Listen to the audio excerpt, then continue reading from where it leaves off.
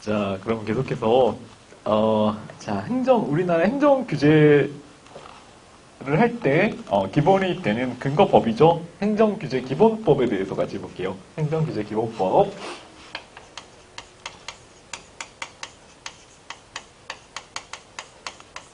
행정학에서 일단 그 법 조문을 딱 정통으로 다루고 있는 부분이 몇 군데 있어요.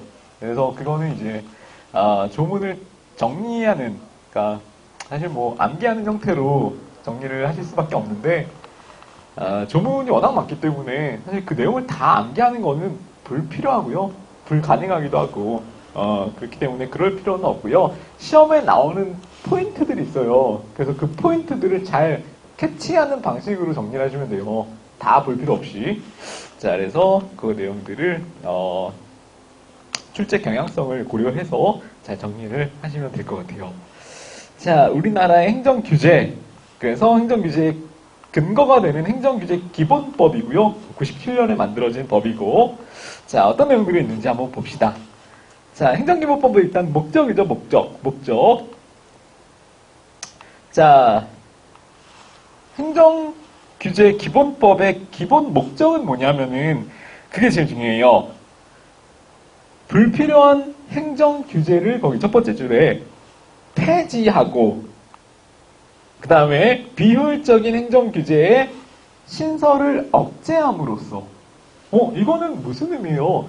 행정규제 기본법이라는 게 딱 생각하기에는 행정규제를 더 많이 할 수 있도록 근거를 만든 법 같잖아요. 근데 그게 아니에요. 사실은 행정규제 기본법이라는 거는 규제를 가급적 폐지하고 신설되는 것도 억제하기 위한 목적으로 만들어진 법이 바로 행정규제 기본법이라는 거예요. 그러니까 규제를 가급적 많이 하지 말자? 하지 말자라는 게 목적이라는 거예요. 왜? 최근에 신공공관리론 이후부터는 정부 개입을 최소화시키면서 규제를 억제하고 민간의 자율성에 맡기는 방식으로 행정개혁이 추진되고 있잖아요. 자, 그래서 그 내용을 하는 목적으로 만들어진 게 바로 이 행정규제 기본법이라는 거죠. 일단 목적을 알아두셔야 돼요. 그래서 신설 억제와 그 다음에 자율과 창의를 촉진. 자, 이거는 시장의 자율성에 맡긴다는 의미죠. 그 다음에 불필요한 규제를 억제하는 것, 폐지하고 억제하는 것, 그게 이제 목적이라는 거죠. 자, 그 다음에 행정규제 기본법의 대상이에요. 자, 국가나 지방자치단체가 국민의 권리를 제한하거나 의무를 부과하는 것을 내용으로 하는 것. 자, 아까 규제라는 거는 권리 제한 의무 부과가 규제 내용이었죠. 자, 여기 비용이었죠, 비용. 그리고 편익은 뭐였어요? 그치. 자, 권리를 제한하고 의무를 부과하는 거. 자, 여기 이제 국민들이 부담해야 되는 일종의 비용이잖아. 근데 이걸 통해서 어떤 편익을 누리려고. 그렇지. 공익이라는 목적의 편익을 누리기 위해서 규제를 하는 거잖아요. 자, 그래서 이거를 두 개를 비교 형량해서 공익이 더 클 때만 규제가 정당화되고, 만약에 그러면 이렇게 공익이 더 작을 때는 규제가 정당화되지 않기 때문에 규제를 폐지해야 되고, 이렇게 정리를 하시면 되죠. 두 개의 관계성을 일단 기억을 하시면 되고. 자, 그래서 규제라는 거는 뭐냐? 간단히 얘기하면은 권리를 제한하거나 의무를 부과하는 게 규제다. 이렇게 생각을 하시면 돼요. 자, 그 다음에 규제 기본법의 주요 내용 있죠? 이런 게 이제 시험 포인트예요. 자, 우리나라에는 규제개혁위원회라는 것을 설치하도록 되어 있어요. 자, 규제개혁위원회라는 위원회 기구를 설치하도록 이렇게 규정을 하고 있고요. 자, 위원회가 나오면은 반드시 이게 어디 소속인가도 시험에 또 축제가 돼요. 자, 근데 밑에 봤더니 정부의 규제 정책을 심의 조정하고 심사 정비하기 위해서 대통령 소속으로 규제개혁위원회를 둔다. 이렇게 규정을 하고 있다는 거죠. 자, 여기 시험에 어떻게 나왔냐면은 어떻게 나왔을까요? 국무총리 소속으로 규제개혁위원회를 둔다. 이렇게 나온 적이 있는데 그게 아니라는 거죠. 거기 옆에 있죠. 16년도 지방 7급에 거기 4번 지문에 여기 포인트가 그거예요. 국무총리 소속으로 규제개혁위원회를 두고 있다가 아니라 대통령 소속으로 두고 있다라는 내용. 규제개혁위원회 설치. 자, 규제개혁위원회라는 것을 먼저 두고 있다. 그 다음에 어디에 두고 있느냐? 대통령 소속으로 두고 있다라는 거. 그럼 국무총리 소속으로 둘 때보다 더 위상이 어떤 거예요? 높은 거죠. 대통령 소속일 때가. 자, 그래서 그거 기억하시면 되고요. 구성도 시험에 나올 수 있어요. 그래서 위원장 2명 포함 20에서 25명 위원으로 구성됨. 이렇게 2명. 왜냐하면 숫자는 굉장히 소개가 편하기 때문에 이런 것들이 시험의 질문으로 출제될 가능성이 높죠. 자, 그 다음에 위원장 2명은 그럼 누구? 국무총리 플러스 대통령이 위촉하는 1명. 자, 요거를 포함한 20에서 25명 이하의 위원으로 구성된다는 거예요. 국무총리랑 대통령이 위촉하는 사람. 그치. 국무총리가 위촉하는 사람 아니에요? 어? 위원장이 국무총리 1명, 대통령이 위촉하는 사람이야. 각각, 각각. 자, 그 다음에 밑에 보시면은, 3번에 전체 위원의 과반수는 반드시 공무원이 아닌 위원으로, 구성하도록. 그러니까 민간 위원이 반이 넘어야 된다는 거예요. 자, 이거는 뭐예요? 공무원에 의한 명령적인 규제가 아니라, 협치에 의한 규제 개혁을 하겠다라는 취지잖아요. 자, 그래서 이런 조문만 봐도, 최근에는 공무원 정부 혼자 독단적으로 규제를 하는 것이 아니고 다 민간과 자율적인 협력을 통해서 한다라는 걸 알 수 있죠. 자, 그 다음에 옆에 보시면은 37페이지에 규제 법정주의라고 규정을 하고 있죠. 자, 아까 봤지만 반드시 법률에 근거하여 규제를 해야 한다라는 거고요. 자, 법률에 근거하지 않고는 국민의 권리를 제한하거나 의무를 부과할 수 없다라는 내용이에요. 자, 그 다음에 규제 법정주의라는 용어만 잘 기억을 하시면 되고요. 자, 3번 5조에 자, 규제 원칙 그래가지고 자, 이건 당연한 말이에요. 규제를 정하는 경우에도 본질적 내용을 침해하지 않도록 해야 한다. 뭐에 대한 본질적 내용? 아니, 국민의 권리에 대한 본질적인 내용까지 침해하면 안 된다는 거죠. 권리를 제한할 수는 있지만, 이 권리의 핵심을 침해해서는 안 된다. 아무리 공익이 목적이어도, 기본적인 국민의 권리를 존중하는 선에서 규제를 해야 된다는 거예요. 자, 그 다음에 밑에 보시면은 이것도 중요해요. 3항에 필요한 최소한의 범위에서. 자, 이거 최대 X고요. 최소한의 범위에서 정해야 된다라는 거예요. 이 규제 기본법 자체의 목적이 폐지하거나 신설을 억제하는 거잖아요. 그러니까 규제는 가급적 하게 되더라도 최소한만 하자라는 게 법의 기본 목적이고 취지라는 거죠. 최소한의 범위에서만 하도록 하는 것라는 거. 자, 그래서 최대한 아니고요. 최소한의 범위에서 자유를 존중하는 선에서 이렇게 해야 된다는 거예요. 자, 그 다음에 밑에 4번 읽어보시고 자, 5번에 규제 영향 분석이라고 되어 있죠. 규제 영향 분석. 자, 이거 내용 보세요. 자, 규제를 신설하거나 강화하려면, 자, 이게 정말 필요한지, 이 규제가 신설할 만큼 중요한 규제인지, 그 다음에 이게 목적이 있고 실현 가능성이 있는지, 자, 이 영향을 종합적으로 분석해서 그걸 가지고 이제 보고서를 작성을 해야 되는데 그걸 뭐라 그런다면은 규제 영향 분석서라는 거를 작성을 해야 된다는 거예요. 자, 그래서 이거는 이제 가급적 어떻게 하자는 거예요. 하지 말자. 그렇지. 하게 되더라도 이게 확실하게 필요성이 있는지 정당성이 있는지를 검토하자. 계속. 자, 그 내용. 규제 영향 분석서라는 내용이고요. 그거에 근거가 되는 법이 뒤에 나오는 7조 내용이에요. 7조 내용. 행정규제기본법 7조. 자, 언제 하는 거냐면은 중앙행정기관장이 하는 거고요. 일단 규제를 신설하거나 강화할 때 종합적으로 이게 필요하고 실현 가능성이 있고 중복된 내용이 아닌지 등등의 요소를 규제 영향 분석을 해서 뭐를 작성? 분석서를 작성을 해야 된다라는 거예요. 자, 근데 1호의 내용 잘 보세요. 1호 규제 신설 또는 강화의 필요성. 자, 그러니까 요 분석서라는 거는 신설하거나 강화할 때 하는 거라는 거죠. 자, 그러면은 폐지할 때 아니면 완화할 때는 할 필요가 없는 거예요. 자, 왜? 행정규제기본법의 목적이 폐지하는 게 목적이잖아. 그럼 폐지하는 거는 이 법에 의하면은 잘하는 거잖아요. 그러니까 굳이 이렇게 까다로운 절차를 만들 필요가 없다는 거죠. 폐지할 때는 할 필요가 없고 신설하거나 강화할 때만 하는 게 분석서예요. 분석서를 만드는 거예요. 자, 그래서 그거를 헷갈리지 마시고, 자, 이것도 시험에 나온 적이 있어서 그래. 이 강화를 폐지하거나 완화할 때 또 작성한다. 이렇게 나오면은 X라는 거를 기억하셔야 돼요. 자, 쭉쭉 내려가시고, 그 다음에 규제 심사. 역시 마찬가지죠. 심사 요청. 자, 이건 어떤 내용이냐면은, 규제를 신설하거나 강화할 때는 아까 나왔던 규제 개혁위원회. 거기다가 이제 심사해달라고 요청을 해야 된다는 거죠. 규제개혁위원회는 어디 소속? 대통령 소속. 위원장 몇 명? 그 다음에 위원 수는? 맞아. 나 민간위원은 얼마 이상? 그렇죠. 과반수 이상 되어야 된다. 이렇게. 자, 그래서 심사 요청을 해야 된다. 언제? 신설하거나 강화할 때 그 내용 기억하시면 되고요.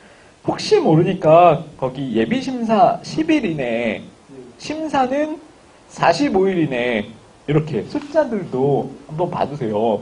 10일 이내에 해야 되고 예비심사를, 그 다음에 본심사는 45일 이내에 심사를 끝내야 된다.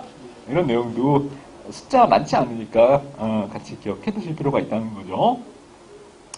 자, 옆에 보시면 39페이지에 규제심사는 정부 입법에 대해서만 적용이 되고 의원 입법은 대상에서 제외한다라고 되어 있죠. 이게 무슨 말이에요? 그렇지. 행정부가 한 건 건드릴 수 있고 입법부에서 하는 거는 건드릴 수 없다. 맞아요. 정확하게 맞았어.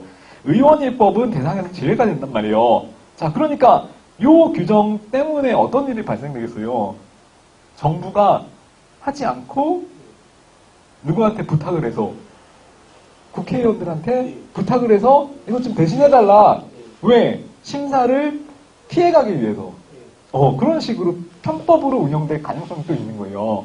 자, 그래서 이런 식으로도 규정하고 있는 내용이 있고요. 의원 입법은 대상에서 제외되고 국회의원이 제출한 법률은 제외되고 행정부가 제출한 법에만 적용이 된다라는 거 특징. 자, 그 다음에 밑에 보시면은 규제 일몰주의. 그래가지고 일몰법 뭐였어요? 일몰법. 우리 뜻을 말하는 뜻. 자동적으로 자동적으로 사라지는 거, 시간이 지나면 자동적으로 사라지는 거를 일몰법이라고 했죠. 일몰법. 자, 잘 기억하고 계시네. 어느 파트에서 했어요?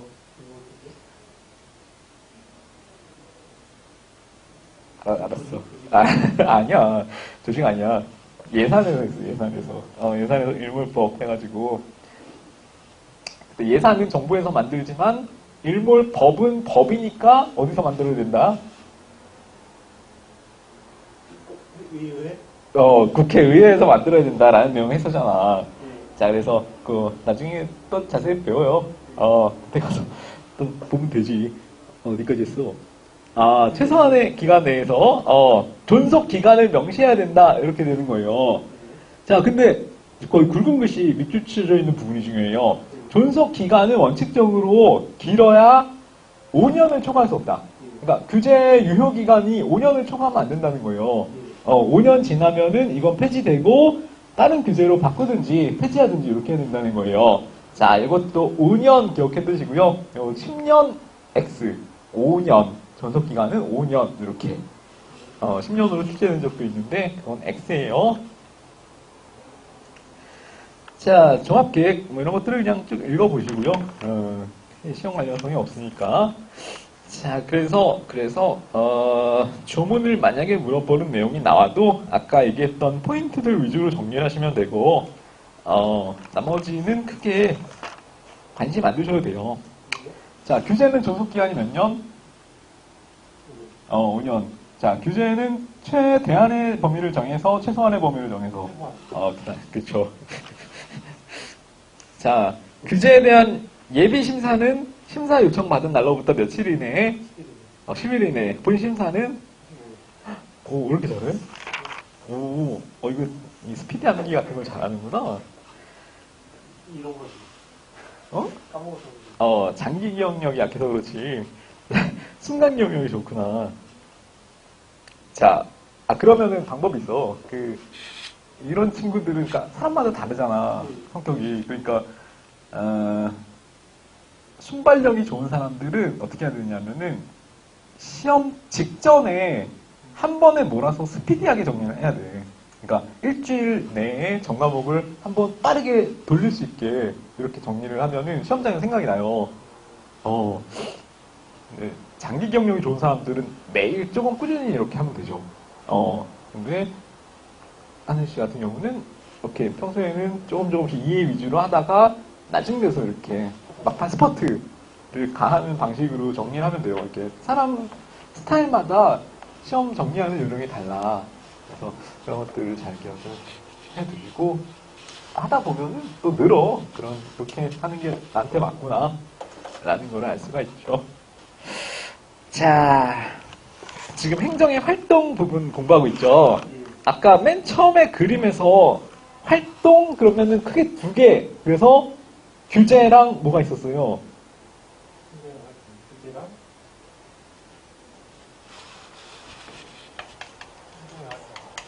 그래, 행정은 활동을 해. 어떤 활동을 해? 크게 나눠서 규제 활동을 하고. 그래서 아까 배웠던 게, 지금까지 배웠던 게 규제잖아. 예. 쭉 배웠던 게 규제고. 그 다음에 또 두 번째 활동 뭐 있었는데?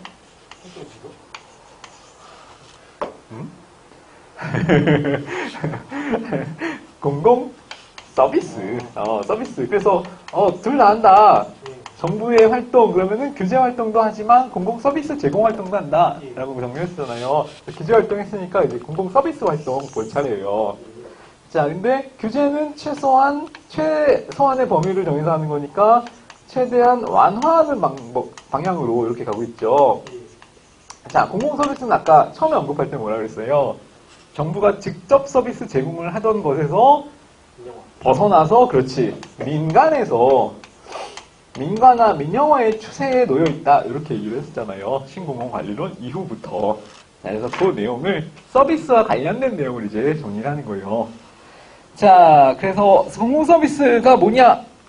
개념은 뭐 우리가 상식적으로 알고 있죠. 정부가 국민들에게 공급하는 유형, 무형의 서비스 생산물을 의미한다. 라는 거. 자, 그 다음에 이건 그냥 쭉 읽어보시면 되고요. 집합적 서비스의 제공 논리. 자, 정부가 공공 서비스라는 거를 제공을 하는 이제 근거 논리를 얘기하는 건데요. 자, 일상생활에 반드시 필요하다. 정부 공공 서비스라는 거는. 근데 그 특징이 비배제성과 비경합성으로 인해서 무임승차 현상이 발생될 수 있다. 라고 되어 있죠. 자, 이거 나중에 좀 더 자세히 할 텐데 비경합성이랑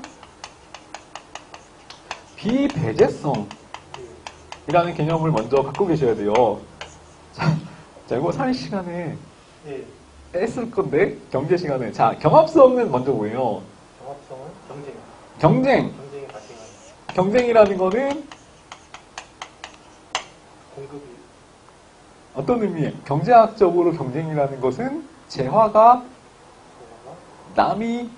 나와 남이 같이 경쟁적으로 소비를 한다는 건데, 그거는 어떻게 된다, 재화가. 남이 쓰면, 그렇지. 남이 쓰면 쓸수록 사라진다, 없어진다는 거예요. 그러니까 경쟁적인 소비를 하는 거죠. 먼저 사용을 해야 돼. 경쟁에서 이겨서. 배제성이라는 거는. 돈 안 낸 사람한테 안 줄 수 있는. 그렇지. 비용을 지불하지 않은 자에게는 서비스 혜택을 누리지 못하도록 막을 수 있다는 거죠. 배제할 수 있다. 배제성. 자, 근데 비배제성, 앞에 비자가 붙으면은 비배제성이라는 거는 막을 수 없다. 돈을 안 낸 사람도 못 쓰도록 막을 수가 없어. 자, 그 다음에 비경합성이라는 건, 아까 경합성이라는 거는 쓰면 쓸수록 줄어든다는 거였는데, 비경합성은 쌈을 써도 같이 쓸 수 있고 줄어들지 않는다. 뭐 이런 얘기인 거예요. 그래서 먼저 이제 경합성, 비경합성, 배제성, 비배제성이라는 개념부터 먼저 하나 기억을 해두시고요. 자, 그래서 어쨌든 공공 서비스라는 거는 비경합성과 비배제성을 갖는 특징을 갖는데, 자, 그래서 쓰면 쓸수록 줄어들지가 않고 남이 사용하는 거는 못 쓰도록 막을 수도 없는 형태이기 성격을 갖기 때문에, 자, 그래서 어떤 현상이 발생된다?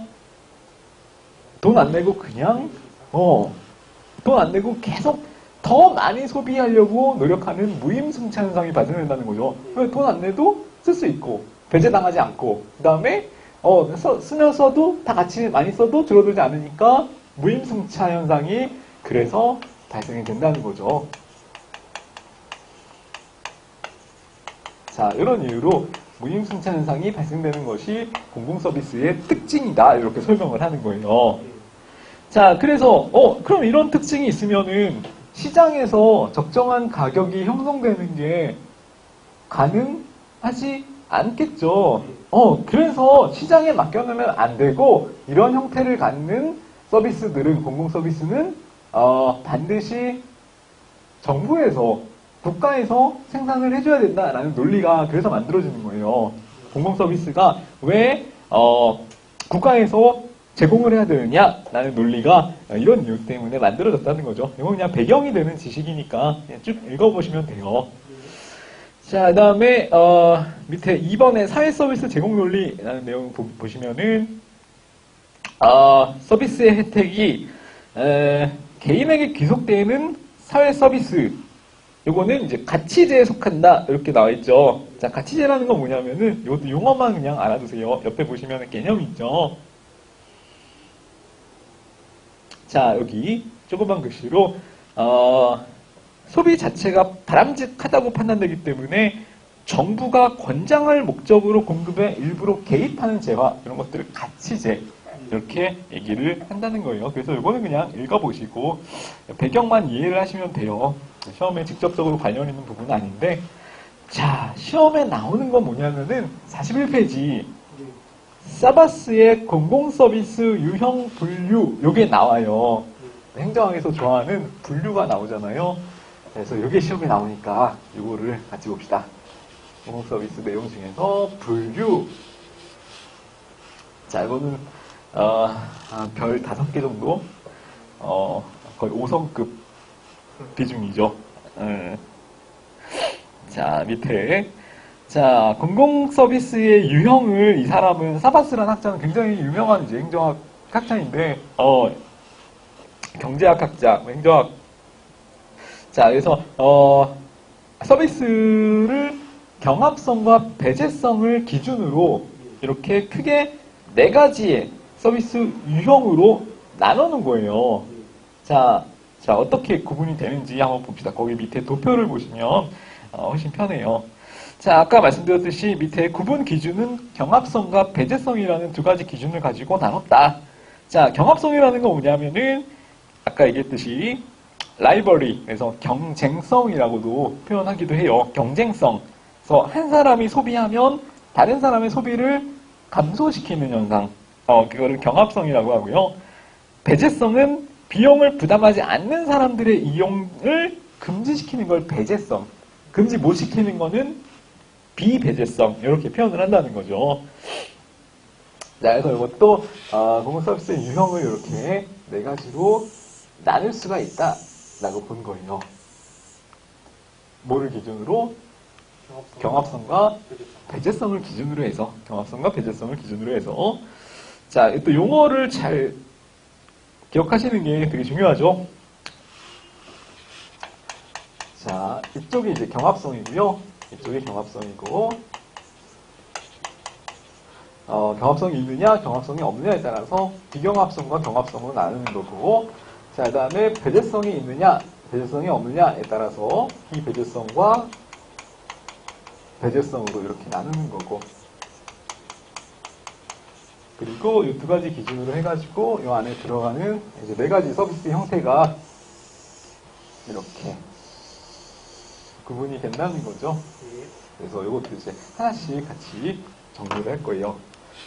자, 그러면은 이제 비경합성과 비배제성을 갖는 재화는 어떤 것들이 있느냐? 이거는 남이 쓴다고 해도 이게 소비가 자원이 감소되는 게 아니고 비용을 내지 않는다고 해서 이 사람을 배제시키지도 못하는 그런 서비스의 형태. 자, 그게 뭐냐면은 여기 표현에 있죠. 공공재라고 해요. 공공재.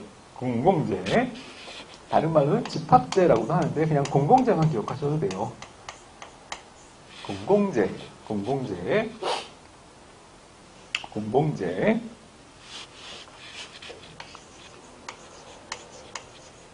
사머스의 분류법. 중요하니까. 자, 공공재라는 건 어떤 내용의 재화이냐? 이 내용을, 특징을 하나 기억을 하시는 게 좋아요. 자, 일단 비경합성과 비배제성을 갖는 재화이다. 라는 거. 그래서 써도 감소가 되지 않고, 돈을 안 내도, 비용을 안 내도 배제할 수가 없는 서비스 특징. 자, 그러니까 아까 얘기했듯이 비배제성과 비경합성을 갖는 거는 어떤 현상을 발생시켜요? 그렇지. 공공재라는 건 반드시 무임승차라는 형태의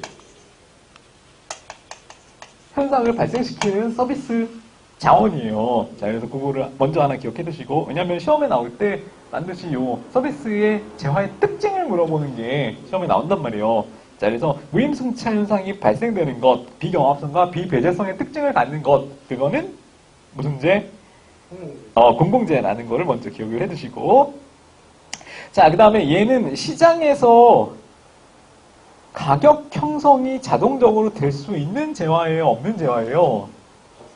그렇지. 시장에서 수요 공급의 원리에 의해서 가격 형성이 제대로 되기가 어려운 재화란 말이에요. 왜냐면 시장에서 소모되는 자원들, 재화들은 반드시 비용을 안 내면은 이 사람들을 배제시킬 수 있어야 되고, 그 다음에 자원이 쓰면 쓸수록 줄어드는 특징을 가져야만 시장에서 적정 가격이 공급자와 생산자가 두 개의 곡선이 만나면서 시장 가격이 형성이 되잖아요. 자, 근데 이거는 그럴 수가 없단 말이에요.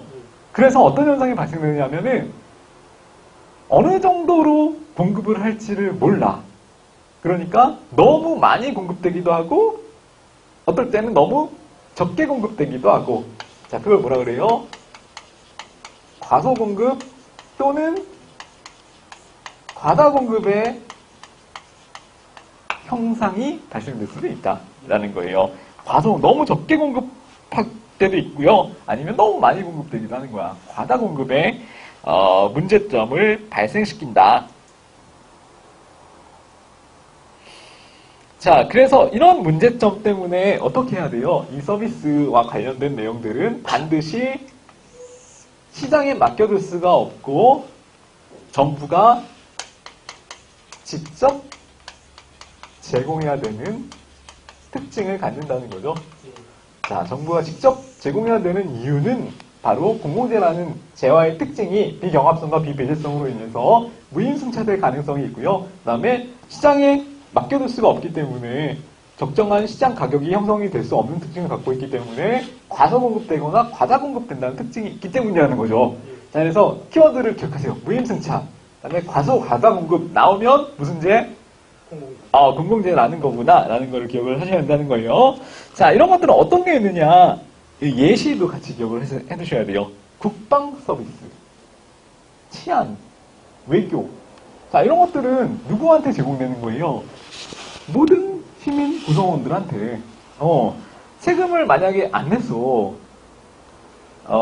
그렇다고 해도 비용을 지불하지 못했다고 해도 배제를 할 수가 있어요? 없어요? 없어요. 누구에게나 똑같이 돌아가는 서비스란 말이에요. 공공서비스 중에. 자, 그래서 공공재는 비배제성과 비경합성을 갖기 때문에 국방, 외교, 치안 같은 서비스들은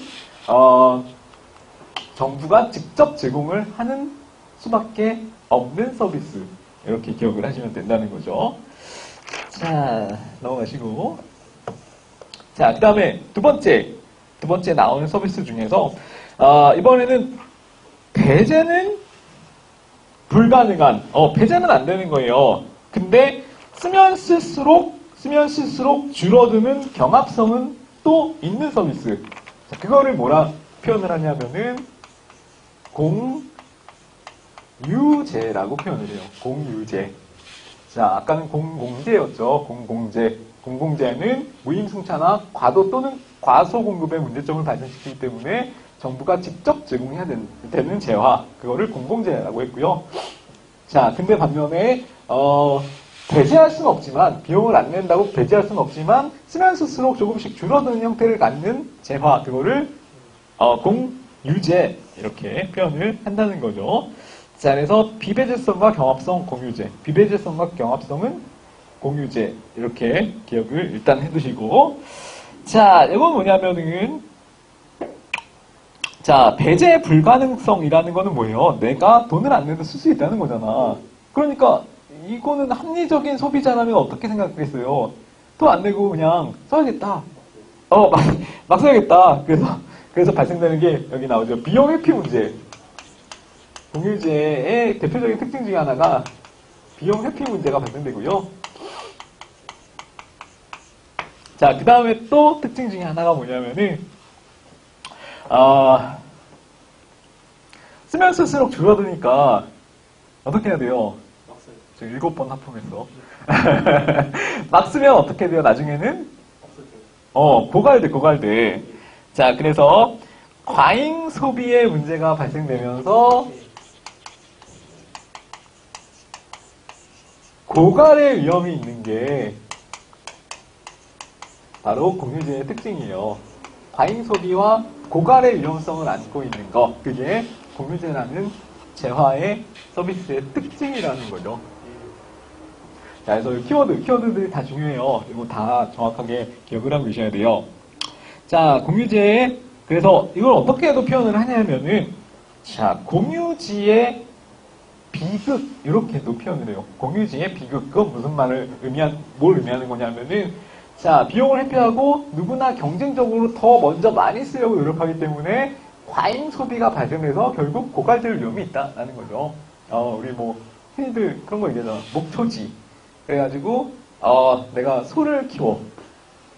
양을 키워. 그러면은 그냥 가서 목초지는 주인이 없으니까, 주인이 없는 땅이니까 내 소를 풀어넣어서 거기서 이제 풀을 뜯어먹게 하는 거예요. 근데, 시간이 지나면 풀의 자원의 총량은 한계가 있으니까 그게 언젠가는 고갈된다는 거죠. 왜? 나뿐만 아니라 다른 모든 소를 키우는 업자들이 다 거기서 풀을 뜯어먹게 하니까. 나? 탕수육은 뭐야? 탕수육은 공유하는데 짜장면 나중에 그거. 그래. 그런 예도 있지. 탕수육이랑 짜장면을 같이 시켜놓고 막 먹는데, 탕수육 같이 먹는 거잖아. 근데 쓰면 쓸수록 먹으면 먹을수록 줄어드는 거니까, 경합성이 있고. 그러니까 탕수육 먼저 먹고, 비용 회피 문제가 그 얘기 괜찮네. 자, 그래서 과잉 소비 문제가 발생되고, 결국, 탕수육이 고갈될 위험이 있다. 탕수육의 비극. 이렇게도 생각할 수가 있다는 거죠. 자, 그래서 정부에서는 어떻게 해야 되냐면은, 얘네들이 배제할 수는 없잖아요. 배제할 수는 없지만, 그래도, 자원이 감소되는 거를 막기 위해서 최소한 이러이러한 어떤 신사적인 규칙을 준수를 하자. 이렇게. 규칙을 설정해 놓을 수 있다는 거죠. 자, 그래서 공유제의 경우에는 어떻게 해결하냐면은, 정부의 역할은 뭐냐면은, 적정한 규칙을 설정해서, 이 규칙을 준수하도록 이렇게 유도를 하는 방식을 정부는, 할 수가 있다는 거죠. 자, 그래서 무분별한 이용에 대한 규칙 설정이 그래서 필요한 게 무슨 제? 공유제라는 거예요. 공유제. 과잉 소비. 그다음에 공유제의 비극. 그다음에 거기에 따른 이제 해결 방법으로 규칙 설정이 필요한 게 공유제. 이렇게 기억을 하시면 돼요. 자, 그다음에 요금제 있죠. 요금제. 자, 이건 어디에 들어가는 거냐면은 써도 줄어들진 않아. 그건 무슨 어떤 의미예요? 비경합성이 있다는 거죠. 자, 근데 비용을 안 내면은 배제할 수 있어. 그거는 배제성. 자, 그거를 뭐라 그러냐면은 요금제라고 불러요. 요금제. 자, 요금제. 아무리 써도 줄어들진 않아. 하지만 비용을 안 내면 배제할 수 있어. 이런 특징을 갖는 게 요금제. 요금제. 자, 자, 배제성이 있다는 거는 시장에서 요금제 같은 것들을 제공을 할 가능성도 있다는 거죠. 예. 왜냐하면 시장에서는 일단 돈을 벌어야 되기 때문에 비용을 징수 안 한 사람들에 대해서 배제할 수 있어야만 시장에서 생산할 가능성이 있잖아. 그래서 시장에서 생산할 가능성이 있어요. 자, 근데 왜 시장에서 요금제를 잘 생산을 안 하냐면은, 자, 요금제라는 거는 기본적으로 요 요금제 서비스를 제공을 하기 위해서는 굉장히 많은 규모와 시설과 비용이 들어, 처음에. 자, 그래서 어떤 문제가 생기냐면은 그런 비용과 시설을 감당할 수 있는 소수의 기업만 요 요금제를 제공을 할 수 있는 능력이 되는 거예요. 자, 그러다 보니까 아무나 요 요금제를 제공을 할 수가 없고 진입할 수 있는 장벽이 있기 때문에 자, 결과적으로 어떤 문제점이 생기냐면은 소수나 혹은 하나의 기업에서 얘를 독점할 수 있는 우려가 생기는 거예요. 그걸 뭐라 그러냐면은 내버려 뒀더니 자연적으로 독점이 되더라 그래서 자연 독점 이렇게 얘기를 해요. 자연 독점의 우려가 있어요. 요금제라는 거는. 자, 요금제는 어떤 내용들이 있냐면은 거기 보시면은 전기, 가스, 상수도, 하수도, 도로 이런 거 있죠. 자, 이거는 기본적으로 굉장히 규모가 크죠. 그 다음에 비용이 많이 드는 내용들의 재화이기 때문에 아무나 공급을 할 수가 없고 만약 시장에 맡겨놓으면은 자연이 독점되는 자연 독점의 문제가 생기고 자, 그 다음에 얘는 요금을 안 내면 배제할 수도 있잖아요, 심지어. 그러니까 자연 독점인데 배제도 할 수 있어. 그럼 어떻게 돼요, 나중에는? 가격을 무진장 올려서 폭리를 취할 우려가 있죠. 자, 그래서 얘는 시장 기능에 맡겨두기가 그래서 어려운 거예요. 그래서 누가 공급을 하냐면은 정부가 공급을 그래서 반드시 해야 된다는 거죠. 근데 얘는 정부가 공급을 하지만 약간의 수익성이 있는 형태이기 때문에 얘는 공기업에서 공기업이라는 이제 공공기업에서 주로 이제 이 서비스를 제공을 하죠. 요금제라는 것은. 자, 그래서 하지만 최근에는 밑에 보시면은 민간 기업의 참여가 활성화되고 있다. 최근에는 공기업을 민간에 매각하기도 하고 하는 형태로 운영이 되니까 그거는 그거예요. 민간 기업의 참여가 활성화되고 있다라는 내용. 특징도 같이 기억해 두시고. 자, 마지막으로 또 하나 남았죠. 이거는 간단하게 그냥 이해하시면 돼요. 그냥 배제성도 있고 경합성도 있고 쓰면 쓸수록 줄어들고 돈 안 내면 못 쓰게 할 수도 있고. 자, 그래서 결과적으로 어디에서 생산하는 게 가장 합리적인 거? 시장에서. 그래서 재화 이름이 시장제예요, 시장제. 자, 시장제라는 거는 경합성도 있고 그다음에 배제성도 있기 때문에 그냥 시장에서 맡겨놓으면 저절로 시장 가격이 형성이 돼서 공급이 가능한 그런 재화를 얘기하는 거예요. 자, 그래서 굵은 글씨 있죠. 시장에 의한 서비스 공급이 활성화될 수가 있어서 공공 부분의 개입이 최소화되는 영역. 이거예요. 이 특징을 갖는 거예요. 이거 잘 기억을 해두시고. 자, 근데 문제점은 뭐겠어요? 시장에만 맡겨놓으면 어떤 문제가 발생될 수 있어요? 시장이 실패할 우려가 있는데 시장 실패의 대표적인 내용은 가만히 내버려 두면 과잉 공급은 요구잖아. 과다 공급, 과다 공급은 뭐예요? 공제야. 독점은 뭐예요? 요금제야. 시장 실패 중에서 이건 괜찮아. 아직 다루지 않았으니까 괜찮아요. 시장의 가장 큰 문제점은 굉장히 효율적인 자원 공급을 할 수가 있지만 재화 공급을 할 수 있지만 형평성이나 분배적 정의를 실현시킬 수는 없다라는 게 시장제의 특징이잖아요. 이것도 마찬가지야. 시장제라는 거는 경합성도 있고 배제성도 있어서 시장에서 자연스럽게 생산을 할 수 있는 특징을 갖는 재화이지만 가만히 내버려뒀을 시장에만 맡겨놨을 때 반드시 형평성이나 소득 재분배가 제대로 안 되는 그런 한계점, 단점을 갖고 있기 때문에 그런 문제점이 발생되는 게 시장제의 특징이라는 거예요. 자, 그래서 이거 키워드 따서 요런 내용 정도만 잘 정리를 하시면 돼요. 잘 정리를 하시면 돼요. 자, 다시 한번 정리를 하면은, 자, 이렇게 네 가지의 재화의 특징이 있는데, 그 특징을 키워드 한두 개씩만 잘 따서 정리를 하시면 된다는 거죠. 자, 예를 들어서, 과잉 소비의 문제점이 발생된다. 그러면은, 그건 어떤 재화의 문제점이에요? 과잉 소비. 소비. 쓰는 거, 많이 쓰는 거야. 그래. 소비라는 거를 잘 기억하세요. 과잉 소비는 공유제예요, 공유제. 공급은 과다 공급되거나 과속 공급되는 공급의 문제가 발생되는 거는 공제. 자, 그 다음에 자연 독점이 발생되는 거는 시장에 맡겨놨을 때 자연 독점이 발생되는 거는 요금제. 그렇지. 시장에 맡겨놨을 때 형평성의 문제가 생길 수 있는 거는 시장제. 그렇지. 무임승차할 우려가 있는 거는 이건 공공이고 이건 공유제잖아요. 무임승차는 공제. 자, 그 다음에 고갈될 우려가 있어서 규칙을 설정해야 될 필요가 있는 거는 확신이 없다. 왜 규칙을 설정해야 돼? 경합성이 있으니까 어떻게 되기 때문에? 고갈 위험이 있기 때문에. 그렇지. 잘했어요. 자, 그런 것들만 키워드로 삼아서 잘 정리를 하시면 돼요. 다른 거는 이해됐어? 지금 막 됐어? 갑자기 확 됐어? 확 됐어? 규제개혁위원회는 어디 소속? 대통령. 위원장 몇 명?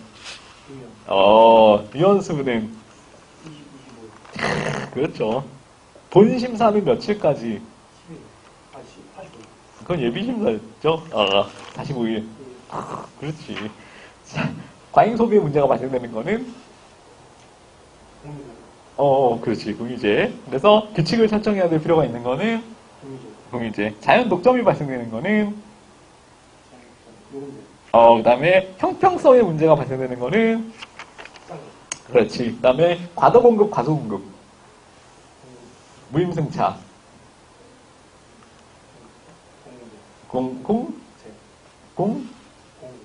아이고, 얼버무리지 마.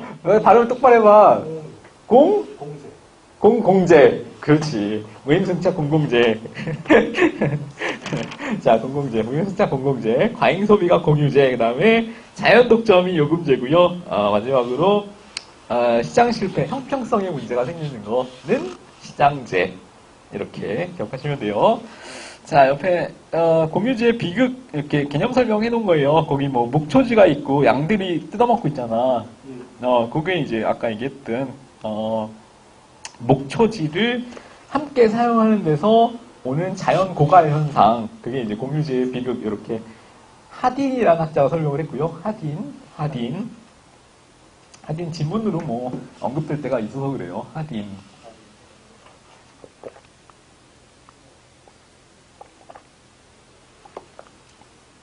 자, 그다음에 밑에는 죄수의 딜레마라 그래가지고 자, 일단 한번 읽어보세요. 개인적으로는 가장 합리적으로 생각한다고 했는데 결과적으로는 가장 불리해진 거야. 자, 요 내용들이 있으니까 한번 쭉 읽어만 보세요. 개념만 아시면 돼요.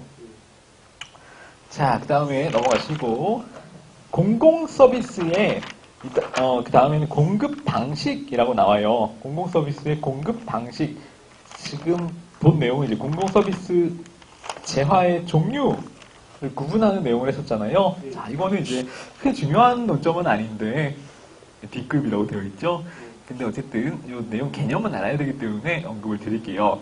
공공 서비스의 생산 방식의 유형이 있어요. 거기 표를 보시면은 총 몇 개의 유형이 있어요? 4가지. 왜냐면 그 기준이 주체가 공공이냐 민간이냐, 수단이 권력적이냐 시장지향적이냐, 거기에 따라서 이제 서비스의 공급 형태가 달라진다는 거예요. 그래서 제일 처음에 1번은 뭐냐면은 그냥 일반 행정, 그냥 정부가 기본적으로 제공하는 거, 그거를 일반 행정 방식에 의한 공공 서비스 제공 이렇게 얘기를 하는 거고요. 자, 그다음에 2번은 뭐예요? 2번 민간 위탁이라고 되어 있죠. 민간 위탁. 자, 이거는 어떻게 하는 거예요? 공급은 생산은 민간한테 맡기면서 거기에 대한 서비스에 대한 책임만 정부가 지는 거예요. 정부가 지는 거. 자, 그 다음에 세 번째로 나와 있는 책임 경영은 뭐냐면은 정부가 직접 생산을 하는 방식. 그러니까 민간에 맡겨놔도 되지만 굳이 그렇게 하지 않고, 그러니까 서비스의 특징은 민간에 맡겨놔도 되지만 굳이 그렇게 하지 않고 그걸 이제 정부가 스스로 어떤 조직 같은 걸 만들어서 제공하는 형태. 이건 약간 일반 행정이랑 좀 다른 개념이에요. 왜냐면 일반 행정은 정부 기관에서 제공을 하는 서비스인 거고요. 자, 그 다음에 책임 경영은 다른 별도의 기관을 만들어서 민간에서 할 수 있는 일을 대신해서 하는 거고. 이거 약간 개념 차이 이해하시겠어요? 공기업 아니면은 뭐 책임 운영 기관 이래가지고 예를 들어서 이런 거예요. 세종문화회관 가봤어요? 그런 거예요? 예술의 전당. 뭔지 나. 뭐야? 아, 이거 문화생활을 전혀 안 하는구만. 그 세종문화회관 가면은 그런 거 하잖아. 국악공연 뭐 이런 것들 하잖아요. 근데 국악공연 사실 수익성이 있어요, 없어요? 있어요. 아니야, 수익성이 없어. 야, 국악을 누가 요새 많이 보러 가냐? 아니, 상식적으로 좀 생각해봐. 국악 공연은 수익성이 상대적으로 없지. 그러니까, 만약에 그거를 그냥 민간에 맡겨놓는다고 생각하면 잘 안 되죠. 그 사람들은, 국악인들은 아마, 굉장히 수익성이 없어서 어려울 거란 말이에요. 그래서 그거를 더 문화 보존 차원에서 활성화시킬 수 있도록 하기 위해서 정부가 돈은 안 되지만 수익성은 없지만 대신해서 공급을 한다는 거예요. 자, 그거를 민간이 할 수 있지만 정부가 따로 기구, 세종문화회관 같은 거를 만들어서 대신해서 공급하는 거. 왜? 사회적으로 가치가 있기 때문에. 그거를 뭐라 그런다?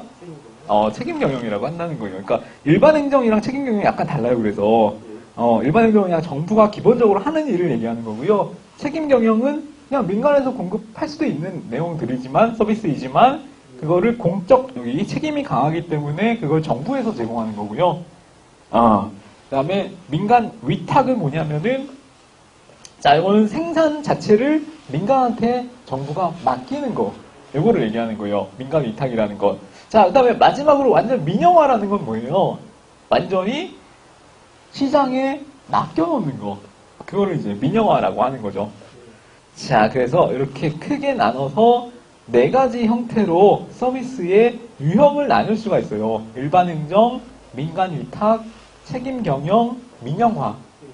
자, 거기 구분 내용을 보시면은 수단이 권력적 수단으로 하느냐, 아니면은 시장을 수단으로 하느냐, 이거예요. 시장을 수단으로 한다는 거는 이게 가격에 의해서 시장 기능이 만들어지는 거를 시장이라고 표현을 한 거예요. 가격에 의해서 서비스가 배분이 되느냐, 이거 돈 받고 이 서비스 제공하느냐, 그거라는 거죠. 근데 아까 책임 경영이라는 거는 세종문화회관처럼 입장료를 받고 운영을 하는 거잖아요. 다만 좀 수익성이 없으니까 정부가 공적 책임이 강하기 때문에 대신해서 운영하는 것 뿐이고. 자, 그런 식으로 이렇게 나눠서 주체에 따라서 공공에서 제공하는 게 일반 행정과 책임 경영 두 개가 있는 거죠. 일반 행정은 권력적 수단을 동원해서 하는 거고, 책임 경영은 시장 가격을 통해서 비용을 징수하는 걸 통해서 하는 건데, 다만 공적 책임이 있기 때문에 그 서비스를 민간에서 안 맡기고 대신해서 제공하는 거고. 자, 그다음 민간 부분에서 제공하는 거는 민간 위탁이랑 민영화 두 개가 있는데, 민영화는 아예 다 맡기는 거고, 민간 위탁은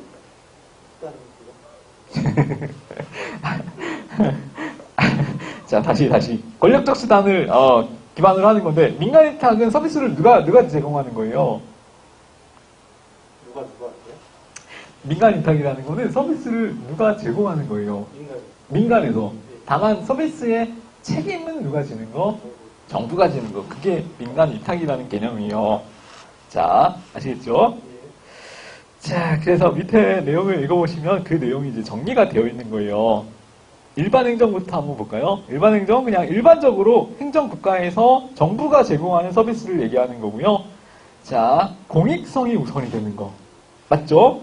민간의 참여는 아예 배제되고 그냥 정부에서만 제공하는 서비스. 그걸 얘기하는 거예요. 자, 개념 확인하고 넘어가시면 되고, 밑에 책임 경영은 그럼 뭐냐? 자, 민간에서 생산도 가능하지만 사회적으로 중요하기 때문에 정부가 직접 생산이 필요하다고 판단되는 서비스. 이거 아까 얘기했던 그냥 세종문화회관의 국악 공연을 생각하시면 돼요. 가장 간단하게. 자, 그 다음에 민간 위탁. 3번의 민간 위탁은 뭐냐면은 서비스의 소비에 배제성이 있어서 시장한테 맡겨놔도 되지만 그게 공공성이 상대적으로 중요하기 때문에 그 서비스의 내용에 대한 책임을 정부가 질 필요가 있는 서비스, 그런 것도 있을 수 있잖아요. 그래서 그런 것들이 민간 위탁 방식으로 민간에서 생산은 하지만 책임은 정부가 지는 거, 이런 서비스를 하는데 그걸 민간 위탁이라고 하고요. 마지막 민영화는 아예 시장에 맡겨놓는 거, 그거를 민영화 이렇게 얘기를 해요. 자, 이렇게 네 가지의 방식으로 나눌 수가 있다. 서비스의 유형을. 자, 그렇게 기억을 하시면 돼요. 자, 넘어가시고. 자, 최근 들어서 공공서비스 공급의 가치가 어떻게 변화했느냐, 이거예요. 자, 이거는 그냥 이렇게 생각하시면 돼요. 간단하게, 최근에는 신공공관리론이다. 정부 크기가 늘었다, 작아졌다? 작아졌다. 정부는 작아지고, 더 효율적인 정부를 추구하기 때문에, 거기, 다른 거는 굳이 안 보셔도 되고, 밑에 그 서머리 표만 잘 정리를 한번 해볼게요. 자, 예전에 복지국가나 행정국가에서의 공공서비스는, 자, 정부가 주도해서 하는 서비스를 얘기했잖아요. 정부가 주도해서 하는 서비스. 그 다음에, 정부가 주도하는 이유는 밑에 공공서비스를 더 형평성 있게 배분하기 위해서. 두 번째 칸에 형평성을 추구하기 위해서 정부가 제공을 하는 거였고, 자, 그 다음에 정부가 조정하거나 관리하거나 통제하는 방식으로 약간의 강압적인 수단을 동원해서 했었다라는 거죠. 자, 근데 최근에는 신공공관리주의에서는 공공서비스를 어떻게 제공을 하느냐? 신공공관리로는 작은 정부를 추구하니까, 작고 효율적인 정부를 추구하니까, 자, 공공서비스 배분을 최대한 효율성 있게 하자. 이게 제일 중요한 모토라는 거죠. 효율성 있게 하자. 자, 그 다음에 민간 부분한테 맡길 때에도 정부 혼자 독점하지 말고 경쟁력을 주는 방식으로 이렇게 하자라는 거예요.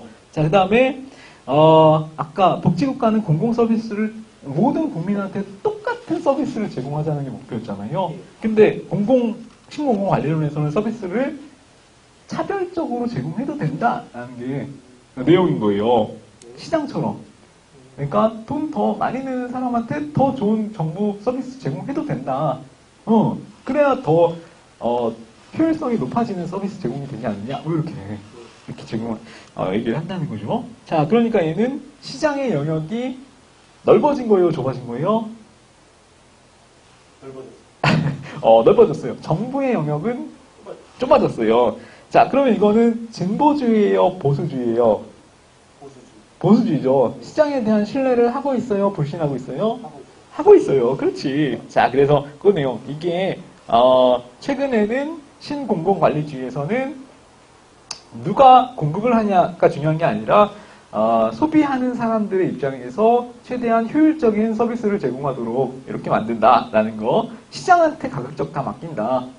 그 다음에 서비스는 다 똑같이 제공하는 게 아니라 차별적으로 제공해도 괜찮다. 이런 입장에서 제공을 한다는 거예요. 그 다음에 효율성을 가장 최대한의 가치로 삼는다. 그 다음에 진보와 보수주의 중에서 보수주의적인 관점을 갖고 있다. 그러니까 시장에 대한 신뢰를 하고 있고, 인간관은 보수주의니까 합리적으로 사고하는 경제에 있는 인간관을 갖고 있다. 그렇지. 자, 그래서 그런 내용들만 기억을 잘 하시면 돼요. 일단 출제 가능성이 높진 않지만 개념은 알아두셔야 되기 때문에 설명을 드렸고요. 옆에 47페이지에 수익자 부담주의라고 되어 있죠. 자, 수익자 부담주의는 뭐냐면 간단하게 얘기하면은, 자, 편익을 누리는 사람들이 돈을 내야 된다. 이거예요. 수익자 부담주의. 수익을 부담하는 사람이 돈도 비용도 부담해야 된다. 이거예요. 이거. 자, 근데 장점과 단점이 있을 수 있죠. 간단하게 이해만 하시면 돼요. 자, 장점에 2번을 보세요. 장점의 2번 뭐냐면은, 자, 이거는 수익자 부담주의라는 거는 돈 낸 사람들이 자기가 효용을 누리는 거니까 자원 배분의 효율성은 높아지죠. 반면에 소득 배분이 어쩔 수 없이 시장 기능에 맡겨놓으면 빈부격차가 생길 수밖에 없으니까 자원 배분의 형평성은 떨어진다는 게 특징이에요. 자, 수익자 부담주의는 편익을 누리는 사람들이 돈을 부담한다라는 주의. 그다음에 이렇게 수익자 부담주의 원칙을 적용시키면 효율성은 높아지고 형평성은 떨어진다라는 게 특징. 그거만 기억하시면 돼요. 다른 건 다 필요 없고요. 그것만 기억하시면 돼요. 자, 수익자 부담주의 원칙. 자, 그 다음에 이제 민영화 나오죠. 민영화. 자, 민영화는 서비스의 제공을 누가 하는 것? 시장, 민간에 맡겨놓는 걸 얘기하는 거죠. 자, 아까 나왔던 4가지 중에서 맨 끝에 있었던, 4번째 있었던 게 민영화죠. 자, 그래서 그 내용에 대해서 이제 설명을 하는 거예요. 민영화 설명을 하고, 자, 그 다음에 그 뒤에는 민간 위탁. 아까 2번째 나왔던 민간 위탁 방식을 설명을 하는 거고, 자, 그 다음에는 일반 행정이랑 책임 경영, 이렇게 아까 나왔던 4개의 개념을 하나씩 이제 설명을 하는 거예요. 자, 그래서 그 내용을 하나씩 한번 정리해 봅시다. 일단 민간화부터.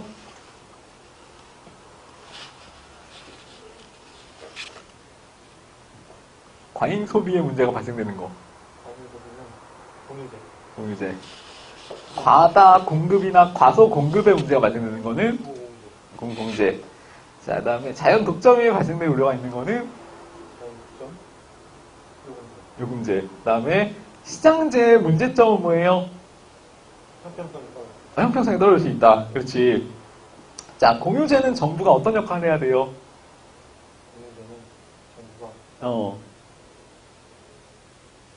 정부 어떻게 해야 돼? 고갈돼. 자원이 고갈돼. 공유제 비극. 탕수육에 비극이 생겨. 어떻게 해야 돼? 엄마가 너네! 효율적 관리. 대충 느낌은 알겠죠? 자, 탕수육을 혼자 힘센 큰형이 다 독점하지 못하게 엄마가 규칙을 설정해 주는 거죠. 너네 5개씩만 먹어. 뭐 이렇게. 그 역할을 정부가 해야 된다는 거예요. 엄마 역할을. 공유제는 고갈될 위험이 있으니까 합리적인 규칙을 설정해 주는 역할을 정부가 해야 된다. 이거죠. 무임승차는 무슨 제? 공공재. 그렇지, 공공재. 비경합성과 비배제성의 특징을 갖기 때문에. 잘했네.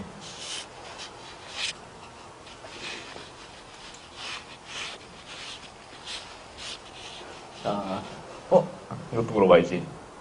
불시 물어봐야. 아까 정치 모형을 4개로 나눌 수 있었잖아요. 규제 정치 이론 모형 누가 주장한? 사바트는 지금 한 거잖아. 윌슨의 규제 정치 모형 그래가지고 4개 이렇게 나눴었죠. 자, 그 중에서 이쪽이 편익이었고 이쪽이 비용이었고, 편익이 얘는 분산되고 얘는 집중되고, 비용도 분산되고 집중되고 있었죠.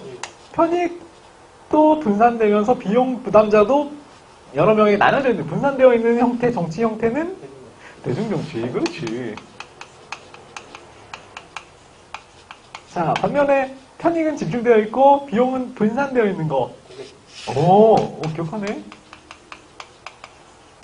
고액정치는 정책이 강력하게 집행되어 느슨하게 집행돼요? 왜? 편익이 집중돼요. 그렇지. 편익이 집중되어 있기 때문에 지대축.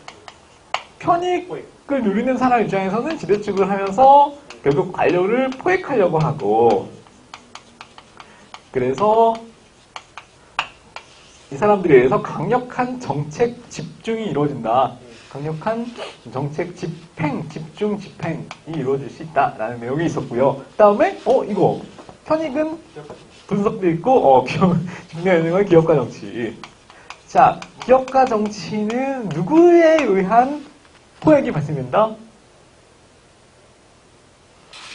포획을 누가 해? 시장. 아? 시장이라기보다는 그건 너무 넓잖아. 돈을 내는 비용을 집중해서 비용을 부담하는 비용 부담자가 뭘 한다? 지대추구 및 포획을 한다라는 거. 그러면은 편익을 누리는 사람은 편익을 누리는 사람한테는 어떤 행태가 발생돼요? 기업가요?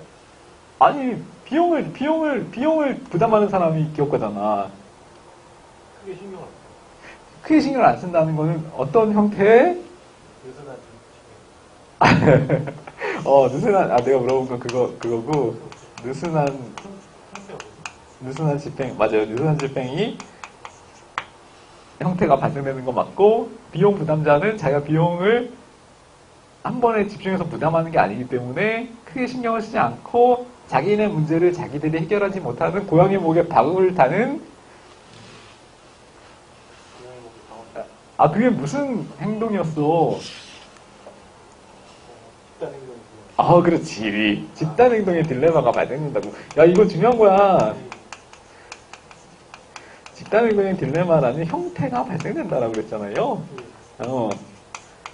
대중정치는 집단 행동의 딜레마가 누구한테 나타나요? 양쪽 다. 자, 그 다음에, 마지막으로 둘 다 집중되어 있는 거는 무슨 정치? 이익 집단 정치. 이익 집단 정치는 집단 행동의 딜레마가 누구한테 나타나요? 안 나타나. 그렇지, 안 나타나지. 양쪽 집단에서 둘 다 뭐가 나타나요? 강력한 갈등. 강력한 갈등? 야, 우리는 두 개로 나눠서 설명을 했잖아. 지대추구 포획과 집단 행동의 딜레마, 이거 두 개의 개념을 가지고 분산되어 있으면은 집단 행동의 딜레마, 집중되어 있으면은 포획이 발생된다 그랬죠. 그래서 여기서는 포획이 발생되는 거는 여기서 포획이 발생되는 거는 비용 부담. 아니. 편익 부담. 편익 받는다. 편입하는 수혜자한테 포획이 발생되고, 여기서 포획이 발생되는 거는 수혜자. 수혜자라는 개념을 쓰고요. 수혜자. 반면에 비용을 부담하는 사람을 비용 부담자라고 하는 거예요. 비용 부담자. 그래서 비용 부담자, 수혜자 두 개 이제 반대되는 개념이 있는 거고, 여기서 포획이 나타나는 거는 수혜자. 여기서 포획이 나타나는 거는 비용 부담자. 여기서 포획이 나타나는 거는 수혜자. 둘 다. 그렇지. 여기서는 포획이 안 나타나고 집단행동의 딜레마만 둘 다에서 나타난다. 그죠? 자, 그래서 그 내용만 잘 기억하고 있네. 자, 그 내용만 잘 기억을 하시면 될 것 같아요. 그래, 괜찮아. 이 정도면 잘 따라오고 계시는 거예요. 자, 그 다음에 민간화 봅시다. 민간화랑 민영화라는 표현이랑 같은 표현이에요. 민간화, 민영화는 두 개 같은 표현이니까 혼용해서 사용을 하셔도 돼요. 자, 밑에 의의는 자, 읽어보시면 아실 수 있죠. 공공서비스의 제공이나 재산의 소유 이 부분에 있어서의 정부의 역할은 최대한 어떻게 하고 줄이고 민간의 영역을 늘려나가는 거. 자, 민간화가 되면은 어떤 이념은 더 높아지는데 효율성의 가치는 높아지는데 형평성은 떨어진다라는 거 알아두시면 되고. 자, 민간화는 크게 두 가지의 유형이 있어요. 내부 민간화가 있고요. 외부 민간화가 있어요. 두 개를 나눠서 같이 기억을 하시면 돼요. 자, 내부 민간화는 뭐냐면은, 자, 정부가 하긴 하는 거야. 근데 정부가 하긴 하는데 그 서비스 제공의 어떤 틀 내지는 그 방식을 그냥 민간 기법을 동원하는 형태로. 그러니까 정부가 하긴 하는데 그 정부의 운영 방식을 민간의 기법을 동원해서 하는 거라는 거죠. 방법만 바꾸는 거야. 누가 하는 건 똑같이 정부가 하긴 하는데. 자, 근데 반면에 외부 민간화는 뭐냐면은 아예 정부가 손을 떼고 밖에 민간으로 넘기는 거. 그거를 외부 민간화 이렇게 얘기를 한다는 거죠. 그래서 좁은 의미의 민간화는 뭐를 의미하는 거겠어요? 외국인이거나. 외부 민간 완전히 넘겨주는 것만 얘기하는 거예요. 내부 민간화는 정부가 하긴 하는데 그런 시장의 기법만 도입하는 거니까. 이거는 좁은 의미가 아니라 넓은 의미의 민간화를 얘기할 때 내부, 외부를 다 포함하는 거고. 자, 이렇게 기억을 하시면 된다는 거죠. 자, 그러면은, 일단 유형 하나 기억해 두시고, 자, 민간화의 지지와 비판을 해가지고, 민간화가 되면 좋은 거는 뭐다? 이거 아까 얘기했던 거예요. 효율성이 늘어난다. 자, 그리고 다른 항목들은 다 그냥 효율성이 높아진다는 내용을 이렇게 좀 나눠서 세분화시켜서 설명을 한 거예요. 자, 근데 쭉쭉 다 읽어보시면 되는데, 7번에 있잖아요. 복대리론이라고 나와요. 자, 복대리론은 혹시 들어보셨어요? 저번에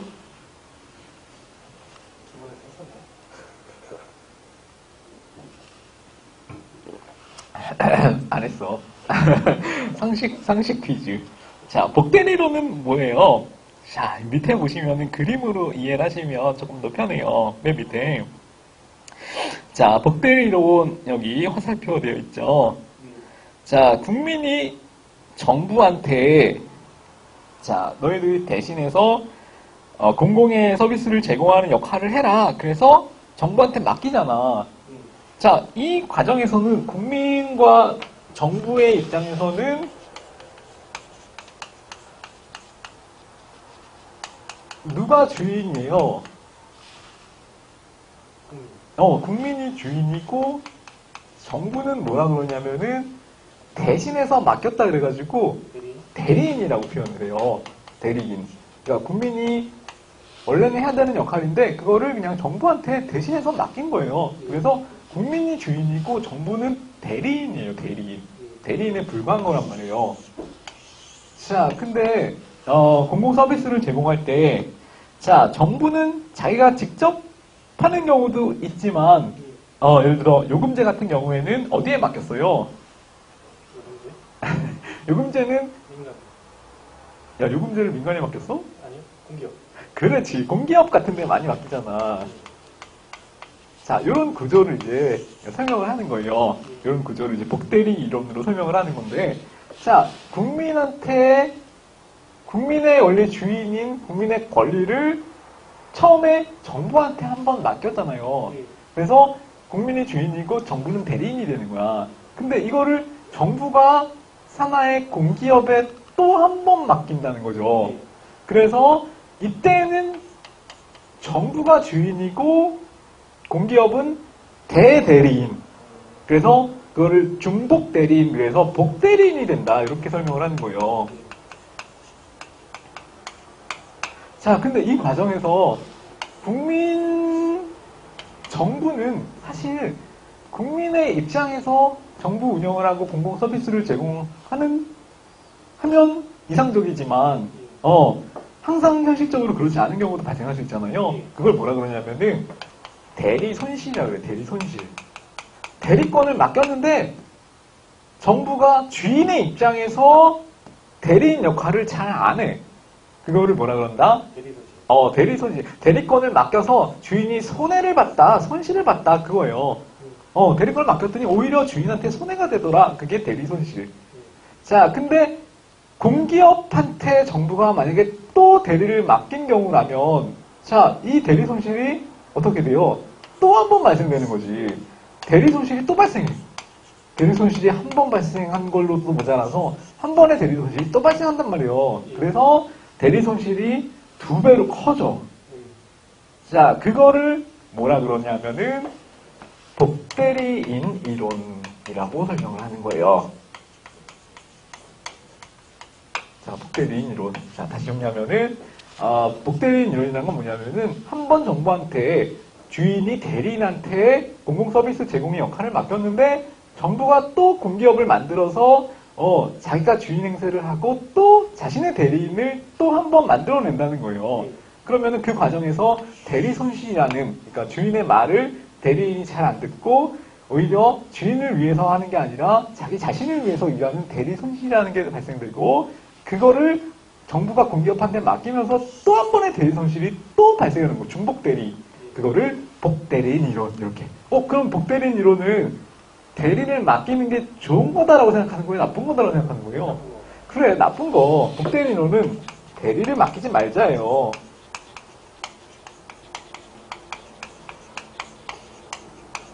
자, 복대리인 이론의 결론은 뭐냐면은 대리를 맡기면 안 된다. 대리운전이 갑자기 미안해. 대리를 맡기지 말자. 직접 운전을 하자. 뭐 이런 느낌으로. 자, 그러니까 복대리인 이론은 그래서 공기업을 통해서 공공 서비스를 공급하는 거는 뭐가 발생된다? 반복적인 대리 구조가 만들어져서 대리 손실이 더 크게 발생돼서 비효율성을 더 악화시키는 방향으로 작용할 수가 있다. 그래서 공기업한테 맡기는 건 비효율적이다. 그럼 어떻게 해야 된다? 아예 그냥 민간한테 줘야 된다. 이거예요, 이거. 자, 그래서, 이거는 공기업한테 맡기는 거를 반대하는 이론. 그래서 궁극적으로는 뭘 해야 된다? 민영화를 해야 된다. 라는 거니까 민영화에 찬성하는 입장의 근거가 되는 거죠. 민영화 찬성.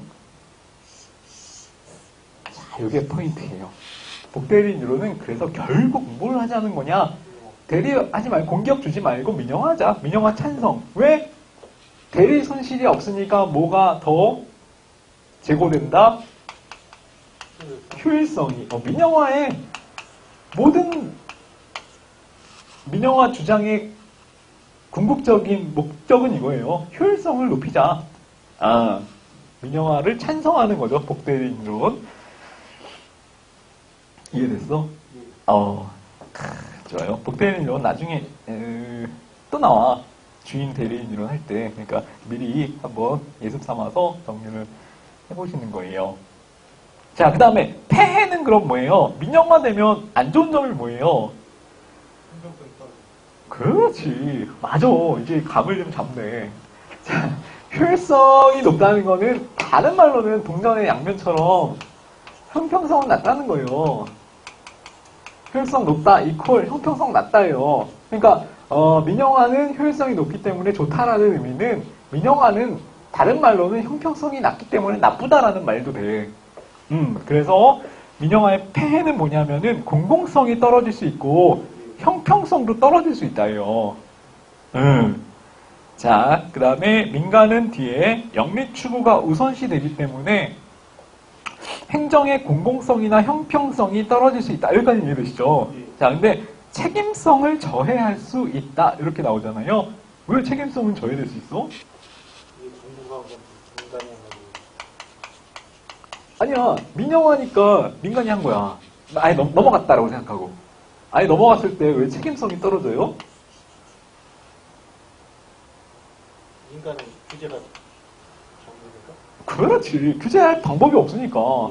공공은 아예 뭐 이 정부가 제대로 일을 안 하면은 다음에 뭘 통해서?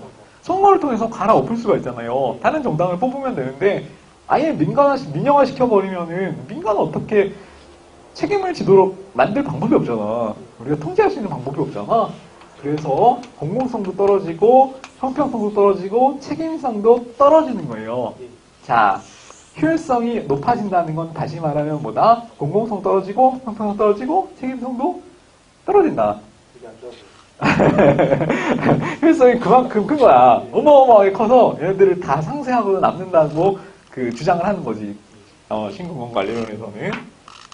자, 그래서 이런 용어들이 다 질문에 나와요. 공공성 손상, 형평성 저해, 책임성도 저해 이렇게 묶어서 기억하세요. 공형책 다 저해. 공형책 다 저해. 자, 즉 민간에 의한 독점화 가능성. 오히려 민간한테 내주면은 민간에 의한 독점이 또 발생될 수도 있다. 힘 있는 민간 기업에서 자연 독점을 할 수도 있다라는 것도 이제 민영화의 문제점이고요.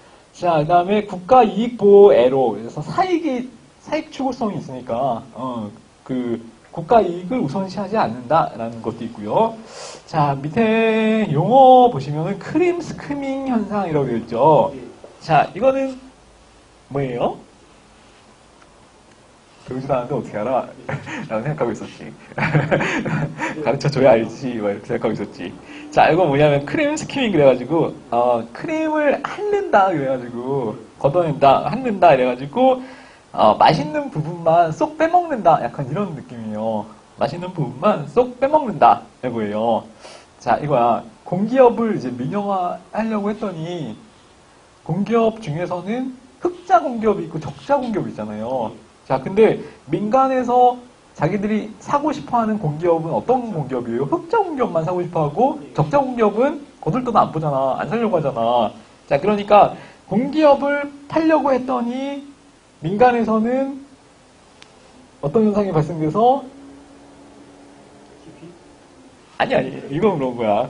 크림 스킴이 발생해서 적자 공기업은 안 살려고 하고 흑자만 자기들이 싹 빼먹으려고 하니까 결국 정부한테 남는 거는 적자 공기업만 남고 흑자 공기업은 오히려 민간한테 뺏기고 자 이런 식의 정치적으로 오용될 가능성이 생기는 현상이 발생된다는 거죠. 그거를 크림 스키밍 현상. 민영화의 장점, 단점? 단점이죠. 당연히 나쁜 점. 공기업을 매각했을 때 원래는 이게 시장처럼 경영을 효율적으로 해라라고 이제 맡기는 건데 원래 의도와는 다르게 흑자 공기업만 쏙 빼먹고 적자 공기업은 아예 이제 매입하지 않으려는 형태가 발생된다는 거죠. 그런 거 이해하고 있죠? 다. 자, 그 다음에 불공정 거래의 위험. 이건 민간한테 맡겨놓으면 공정하지 않은 거래를 할 위험이 있다. 이거고요. 7번에 역대리인 이론 이렇게 되어 있죠. 자, 이거 한번 볼게요. 역대리인 이론. 아까는 복대리인 이론을 봤잖아요. 자, 역대리인 이론은 뭐예요? 자, 거기 밑에 그림을 통해서 이해를 하시는 게 더 편해요. 자, 역대리인 이론이라는 건 뭐냐면은 이런 거예요. 역은 좋은 거 같아요, 나쁜 거 같아요? 안 좋은 거 같잖아. 대리인은 원래 주인을 위해서 일을 해야 되는데 역대리인이라는 건 뭐냐면은 그렇게 해서 주인을 위해서 일하라고 뽑아놨더니 뽑힌 다음에 나중에 열심히 일을 안 하는 도덕적 해이가 발생되는 거. 그거를 역대리인 이론이라고 얘기를 하는 거예요. 자, 그래서 자, 거기 주인과 대리인이 있죠. 자, 이거 그냥 간단하게 생각하시면 돼요. 역대리인 이론은 뭐냐면은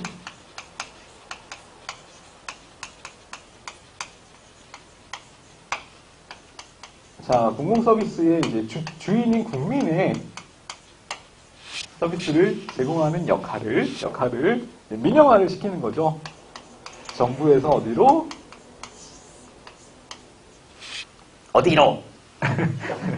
시장, 민간으로 민영화를 시키는데, 이 민영화 과정에서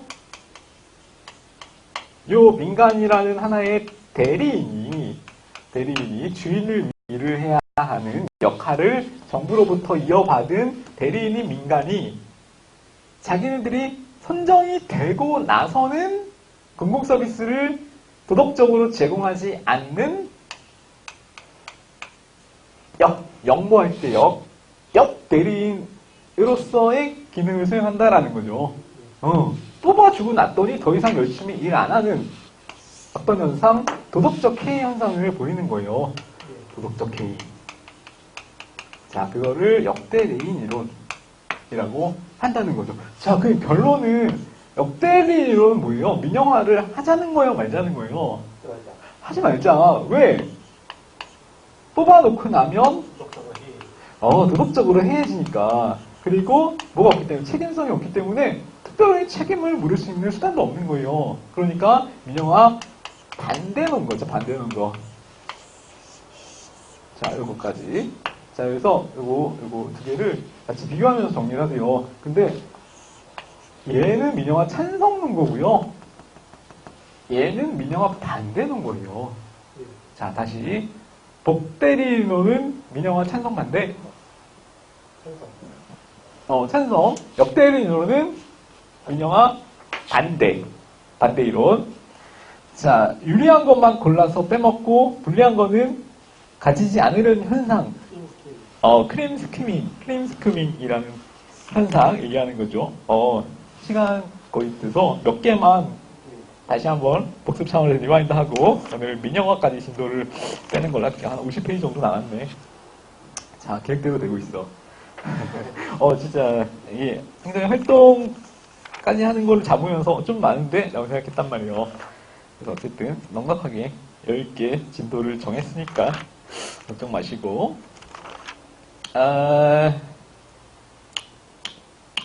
공공 서비스의 공급 방식 4가지 중에서 자, 민간에서 생산도 할 수 있지만 사회적 중요성이 있기 때문에 정부가 직접 생산하는 공공 서비스 제공 방식을 4글자로 땡땡이라고 한다. 모르는 거야. 땡땡 경영이라고 한다. 책임 경영이라고 한다. 자, 반면에 서비스 제공은 민간한테 하지만 책임만 정부에 귀속되는 형태. 민간 위탁. 아예 넘겨주는 형태. 민영화. 그냥 정부가 스스로 하는 거. 일반 행정. 그렇지. 잘했어요. 자, 그 다음에 우리 배웠던 내용 중에서 경합성과 배제성을 기준으로 해서 자, 경합성도 있고 배제성도 있는 재화. 시장제가 되면 어떤 문제점이 만들어진다? 형평성이 저해된다. 그렇지. 경합성은 없지만 줄어들진 않지만 배제성은 있는. 다시 한번 생각해봐. 요금제. 이제 줄어들진 않아. 근데 돈 안 내면은 못 쓰게 할 수는 있어. 그게 뭐? 아니, 아까 야, 요금제가 되면 어떤 문제점이, 대표적인 문제점이 뭐예요? 요금제면은 시장에 맡겨놨을 때 어떤 문제점이 생기기 때문에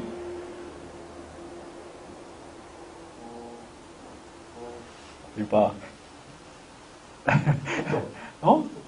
독점. 자연 독점의 문제가 생기기 때문에 결국 어디에서? 정부에서 공기업 같은 것들을 만들어서 제공을 할 수밖에 없더라라는 거죠.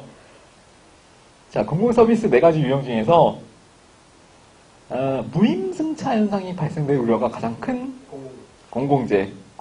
과소공급과 과다공급의 우려가 발생될 수 있는 거는? 안성맥. 자, 그 다음에 비배제성과 경합성을 갖는 거. 공유제. 맞아. 빨리 대답하네. 공유제. 자, 과잉 소비의 문제가 발생될 수 있는 거. 공유제. 그렇지. 공유제일 경우에, 공유제 재화일 경우에 고갈 위험이 있기 때문에 정부는 어떤 역할을 해야 된다?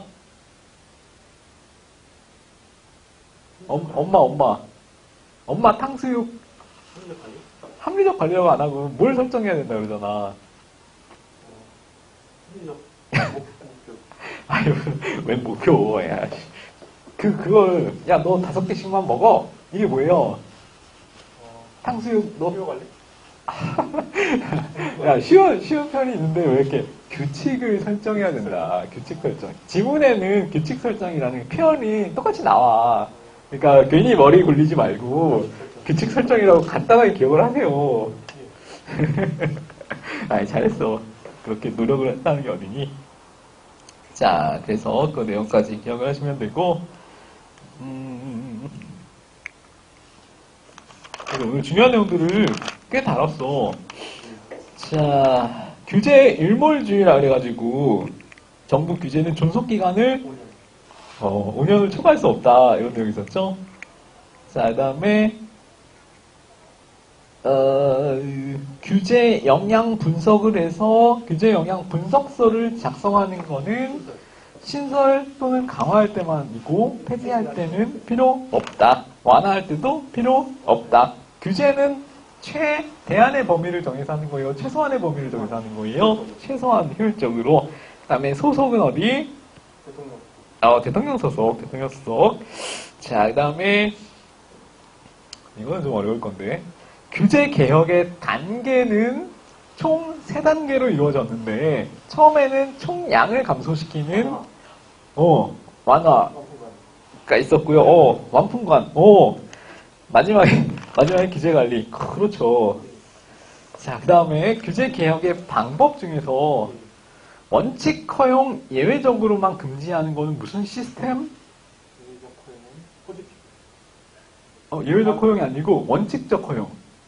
예외적 금지. 네거티브. 네거티브. 이 중에서 네거티브랑 포지티브 시스템 중에서 자율성이 더 인정되는 거는 네거티브 시스템.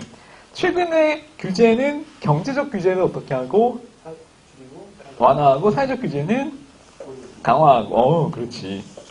자, 그 다음에 끈끈이 인형 효과, 풍선 효과는 정부 규제의 문제점을 언급하는 이론이에요. 장점을 언급하는 이론이에요. 문제점. 문제점을 언급하는 이론. 두 개가 둘 다 같은 의미죠. 규제가 또 다른 규제를 낳는다라는 의미인 거고. 자, 그 다음에 아까 윌슨의 규제 정책 모형은 물어봤으니까 넘어가시고. 자, 규제 대상 중에서 기술이나 어떤 행동을 규제하는 게 있었죠. 작업장에서 작업 안전 장비를 착용해야 된다. 수단 규제. 그거 말고 어떤 목표, 성과 규제. 결과, 성과 규제. 자, 그 다음에 과정을 규제하는 거는 관리 규제. 관리 규제. 그렇죠. 관리 규제. 자, 그 다음에 어떤 수단별 분류 중에서 강제적으로, 직접적으로 하는 거를 직접 규제. 직접 규제 또는 5글자로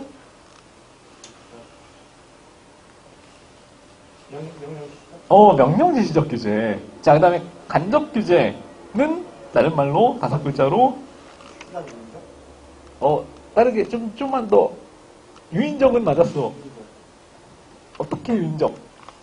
지시 유인적. 지시는 명령 지시에 들어가는 명령지시적 규제잖아.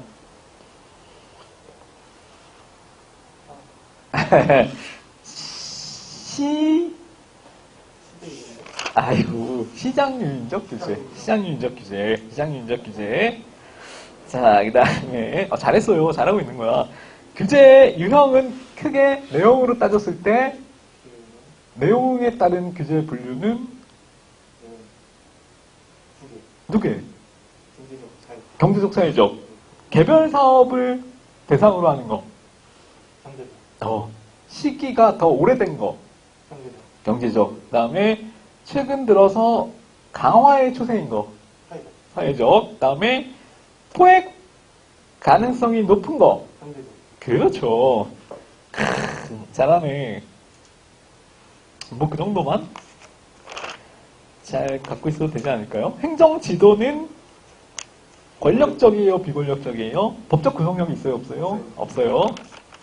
자, 행정 지도는 행정 책임이 강해요, 약해요? 약하지. 그 다음에 피해자의 권리 구제 가능성은? 맞아요. 없어요. 같은 내용이잖아. 행정 책임이 적다는 거는 구제 가능성도 적다라는 거죠. 오케이. 이러면 돼요. 행정 활동은 크게 두 개, 행정 활동의 규제랑 공공 서비스 두 개다. 최근에는 둘 다 완화되고, 규제는 완화되고, 서비스는 민영화되는 추세에 있다. 이렇게 정리를 하시면 되죠. 복습 잘 하시고, 그 다음에 다음 시간에 다음 50페이지부터 진도를 나누도록 하겠습니다. 오늘 고생하셨고요. 다음 주에 뵙겠습니다. 네. 나 줘.